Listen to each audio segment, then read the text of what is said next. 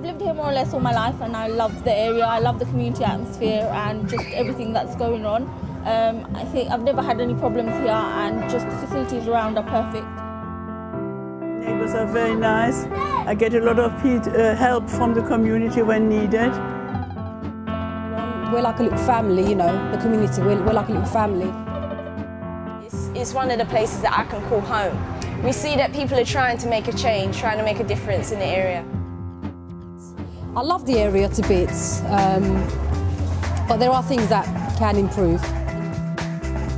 Yes, they're making things nicer on the top, but really no one's really happy because there are things that are being neglected. The area is being developed physically rather than from the core. I don't believe that they're actually getting to the problems, but rather just putting a plaster on the wound. We spoke to 166 local people about what they think about the challenges facing Poplar. Everyone had a lot to say. I don't know why you're asking me these questions, because these ain't never going to happen. You can't just think about the area, you have to think about the economy. Like, you can't just make this area out of the blue, like turn it one of the best areas in London. The government want people to get back into work. They're changing all the systems, the benefit systems are changing, but the people are not equipped for work. They've been out of work for too long. For the surgery service, I would like to change their appointment policy. I have a child with a disability who I can't get an appointment for, and that's concerning. And I've always said to them, you know, look, we need to change the system. I think of this area is a good area, but it could be a bit better because people throw litter on the ground, and I really don't like that because it hurts the environment, and this area could be a really good area to play in and live. There's not really enough, there's not jobs around there as well. I think maybe we could do with a few more amenities. I'm mostly concerned just about affordable housing for people in the area. There's not enough schools at the moment. The waiting lists are enormous. There is always some kids taking drugs. There's a lot of women who want to work, but they can't access childcare, they can't access information. There isn't something specifically for women. There are mosques and other places, but there's not a place where, for example, it's catered for women and children as well. There should be more evening facilities for people like myself that are working. And there should be zebra crossings on all types of roads. Some schools, they're not caring for their children, they're just in it for the school's reputation. My children, they've had to move out. They've moved to Southampton to actually get a job and to get a place because I can't afford anywhere here. I've got one child left, I don't want to lose her as well. The people that run the country, as in the people like the doctors, the MPs and everybody who lives out of London, need to understand better about the inside of London and how people live. But the three things they felt most strongly about were more facilities for young children, more facilities for young people, and less crime, antisocial behaviour.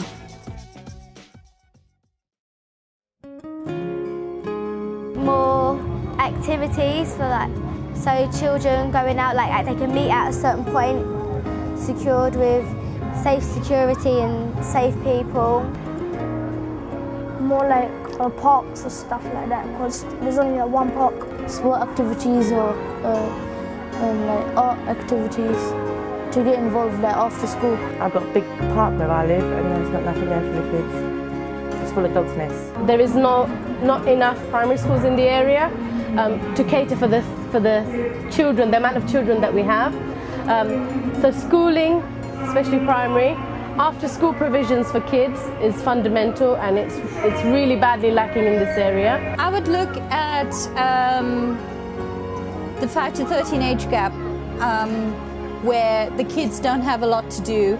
There's catering for the 0 to 5 and the teenage group, so I would try and look for something that would entertain the interim, because there should be more for the younger children to be involved with. We need better equipment in centres, man. We need better equipment in youth centres, because the equipment we got, half of them are broken. You know, the local youth club extend the hours daily, so instead of having it one day a week, make it 2 days a week, so we got more youth people coming in. I don't really like it because there's nothing really to do for teenage girls. I know everyone says this, but there should be like more youth clubs and stuff. Not youth clubs, but youth courses. But not just things like art and stuff. You should do cooking classes, making cupcakes. I mean, everybody loves food, yeah? Everyone says open more youth centres, but the thing is that we've got youth centres in every area, but the thing is what you do in the youth centre, because everyone wants to go outside and try something different. I want to see more opportunities for young people to get involved with their community and ways of kind of shaping some of the decisions that are made that affect them. The main thing is to empower more young people. The youth is the future and they change what is going to be next, innit? There's a lot of trouble really.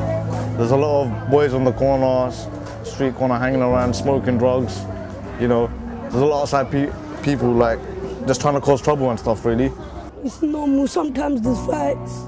Like, most places you go you can smell drugs and stuff. There is an issue of knife crime around here and stabbings. Sometimes there's a lot of fights and murder going on. My next door neighbour, got robbed once. And my mate, he got robbed too.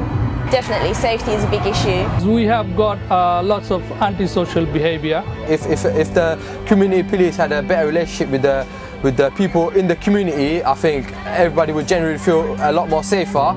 You can't look at these people and just shrug them off or put them in a cage saying they're beasts. You have to resolve them. So it has to be more of a spiritual and cultural development rather than a judicial one. You know, people need to know what's right and what's wrong. At the end of it all, it was really interesting how many people told us they wanted the chance to get to know their neighbours better, to understand each other and be a more powerful community. And I'd like to see more community spirit, more community centres, more festivals like this where the community really comes together. Because everyone could get together and they could be friends, the whole community could come. Respecting each other, listening to each other, thanking people when they do stuff. I think there's a lot of really nice people in the area, and I think it'd be nice to kind of hook up a bit more. So I'd hope that somehow we can get the youth from different areas, not to become enemies, but become friends, so that they can play together, live together as good neighbours, and do things together. When was the last time we even said hi to our neighbours?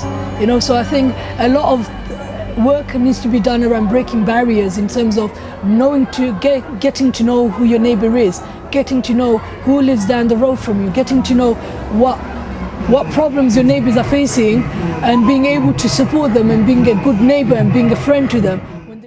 Instead of having our separate cliques, we should all join up together, innit, and see what's better out there.